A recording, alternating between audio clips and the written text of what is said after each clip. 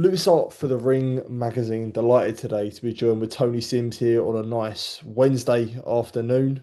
Tony, good to be speaking to you. It's a very busy sort of period for yourself, but yeah, how's things? How are you? Yeah, all good, Louis. Just like getting out of this sort of summer holiday turnouts. You know what I mean? July, August is always like everyone's away, aren't they? So just kind of getting back into the swing of things in the gym and ticking over the boys, and they're all getting dates coming in now. So they're all starting to come back in now.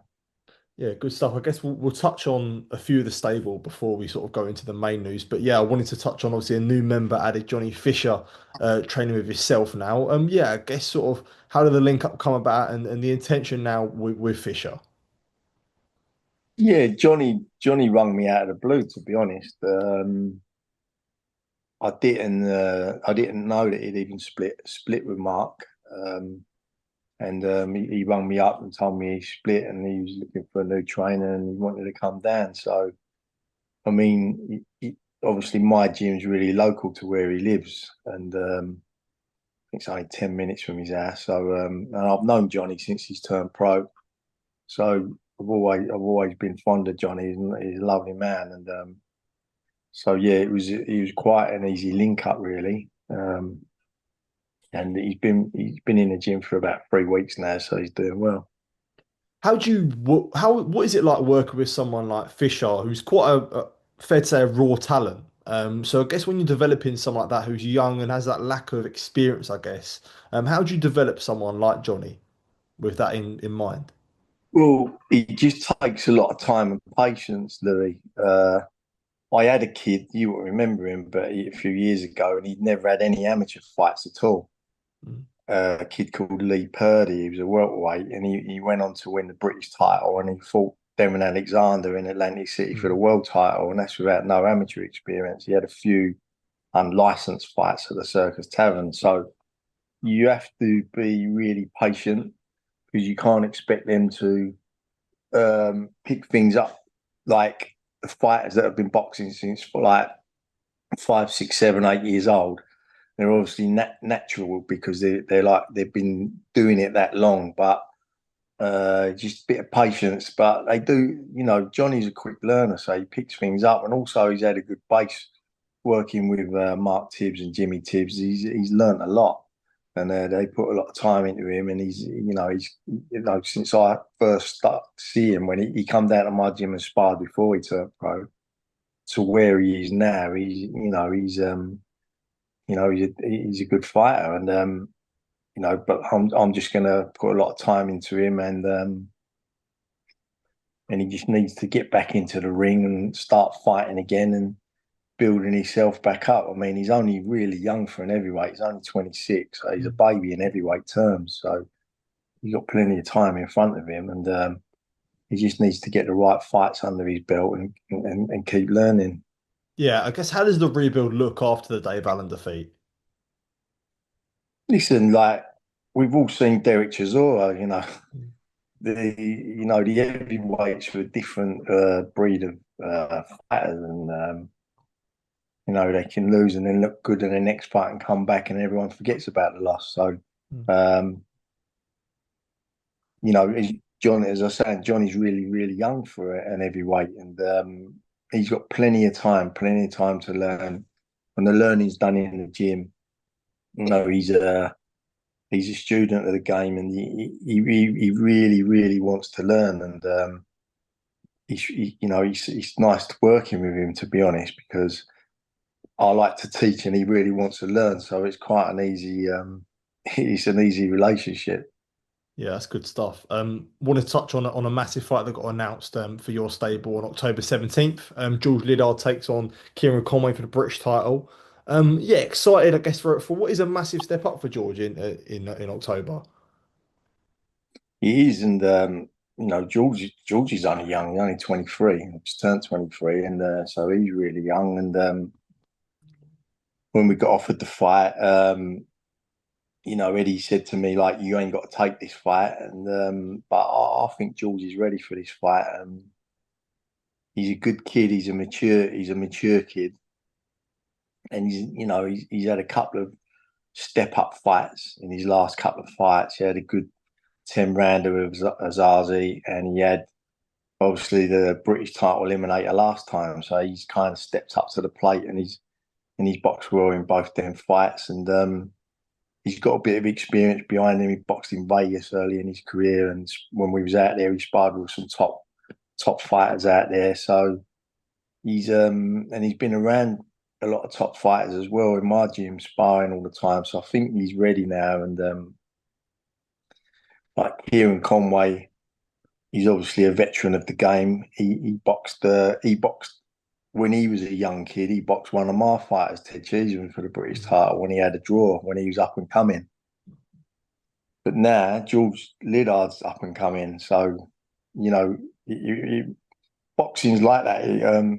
1 minute you're already up and coming young kid, and the next thing you're a veteran defending your Yeah. titles against the up and young kids. So that's what boxing is like. But yeah, it's going to be a good fight, and George is really looking forward to it, and he's got the British and Commonwealth titles on the line. So it's a big night. We're at home for that fight at York Hall, which will be packed to the rafters, and Jimmy Sain's on that card as well in the 10 rounder. So the place will be rammed out. Yeah, definitely be an exciting night. But as you say, for someone like George, who he's been a pro almost 3 years now, um, how important is that time knowing that it is right to take that step up? Because I think a lot of people might see this fight and feel like, look, it might be too soon for George. So how do you know yourself? As a team, know it's right from what you see. I just know from what George is about, and his dedication that he puts into the sport. And I think after 3 years, you should be like George should be looking at a domestic title. He's done all the right things along the way. He's had enough fights. He's had the eliminator, so I think he's ready. He sparred Kieron a couple of times, so and as though they don't know each other.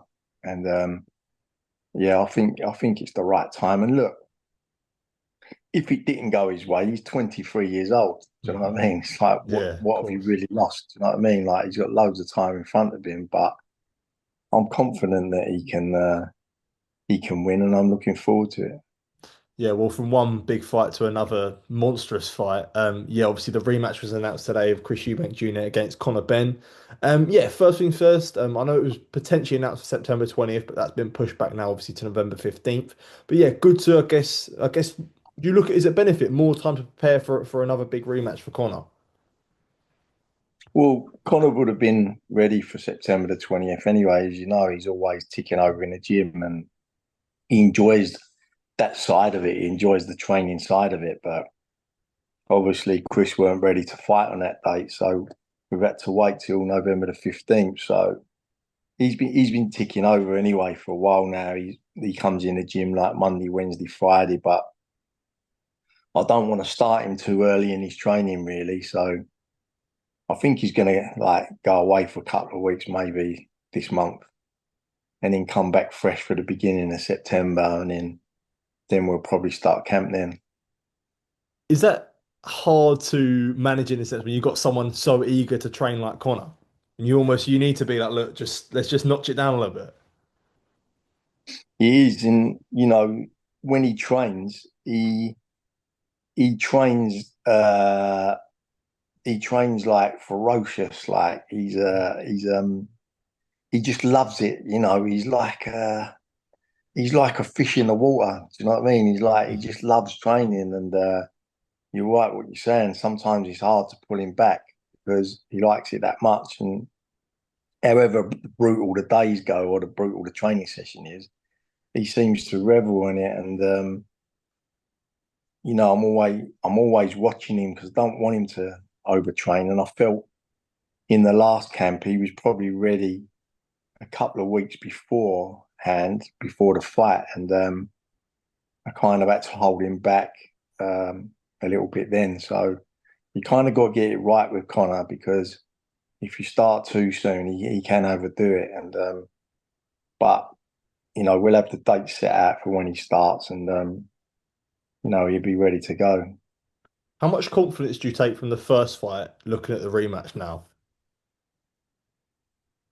A lot of confidence, really, because I didn't feel like Conor boxed to his full potential. I know there's more in the locker. Well, I know that he's got a lot more in his locker, but you got to bear in mind it was his first fight up at middleweight from welterweight, so he's had to jump 2 weight categories. Um, he hadn't boxed for nearly a year and a half, which is a massive thing in boxing, and inactivity ain't good for any fighter. And that was always a bit of a way. Whereas Chris had a warm up fight a few months beforehand, so look, he's had his fight now, so the rust is off. He's boxed up at middleweight, so he knows what that's all about. So, and I believe there's a lot more potential to come from him as well. There's a few adjustments we've got to make. He knows that. We've been working on that in the downtime, and I believe that he will. He will make the adjustments, and he will be victorious in this next fight. And when you look at, I guess, a game plan, and taking the first fight into account, when it is such a war and it's sort of you're looking at two fighters that are really fighting off heart. Is it ever hard sort of game plan for like you don't really plan for sort of stuff like that or fights like that? Does it make it difficult, would you say? Um, I think I think he had it in his head that he would knock Chris out. That's what he had it in his head. Truly believed that. And I do believe that Conor will be a lot smarter this time because he knows what Chris is about. And I'm sure Chris would have found out a lot of things about Conor. They obviously know each other over the 12-round war. They know neither one of them are going to go over easy. So I think the second fight will probably be a bit of a smarter fight. Um, if you remember the war that their dads had in the first fight, and then the second fight, it was a lot smarter fight, which the majority of people thought Nigel actually won that fight.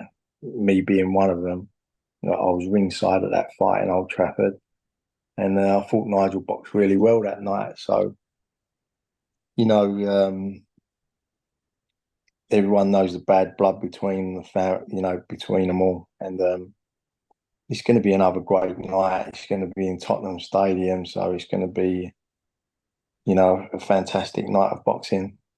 Yeah, so you think a smarter fight might even suit Conor then when it comes to boxing brain? I think Conor's IQ is really high in the boxing ring, and people ain't really seen a lot of that because what they normally see is Conor knock people out, but his IQ is pretty smart, and I believe that he's got a lot more in his locker to come out of him yet, and I believe we'll see that on the night.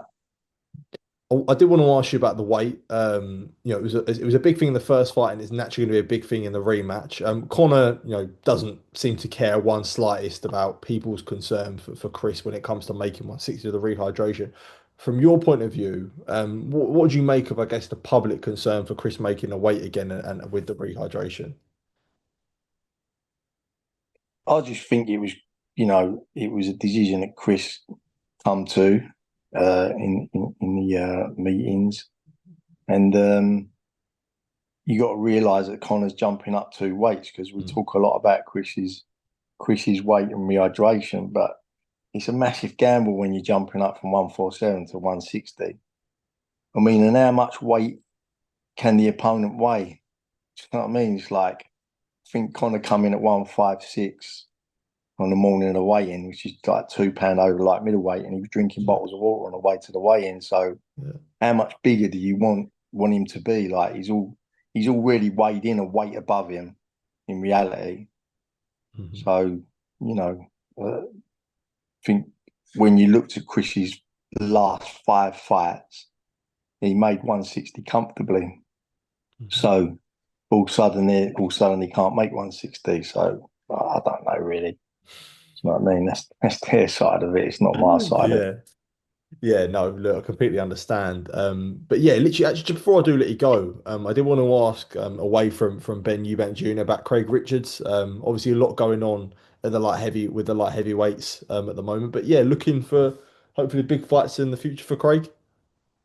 Yeah, he's just being patient and waiting for a date. Matchroom said to him, "Look, we will get you a big fight.